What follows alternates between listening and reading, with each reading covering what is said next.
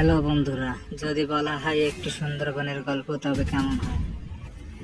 2025 সালের জানুয়ারি মাসের 25 তারিখে আমরা কয়েকজন বন্ধু মিলে গিয়েছিলাম পিকনিকে।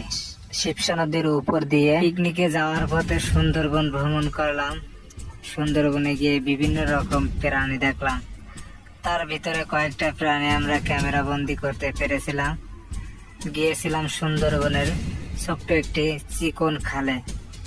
অল্প কিছু দূর যেতেই সুন্দরবনের দুষ্ট প্রাণী বানর, যারা গাছের মগডালে উঠে বাচ্চাদের দুধ পান করাচ্ছিল। দেখুন তারা কিভাবে বাচ্চাদের বুকে আগলে রেখেছে। সেই চিকন খাল থেকে বেরিয়ে দেখলাম কিছু হরিণ। আমাদের দেখে তারা ভয়তে গাছের ভিতরে লুকিয়ে যাচ্ছিল। দেখলাম বিভিন্ন রকম গাছগাছলার ভিতরে কিভাবে হরিণগুলো তাদের অভয়াশ্রম গড়ে তুলেছে। দেখুন সুন্দরবনের বাইরের বেষ্টিত এলাকা, সেখানে হরিণগুলো ঘুরে বেড়াচ্ছে।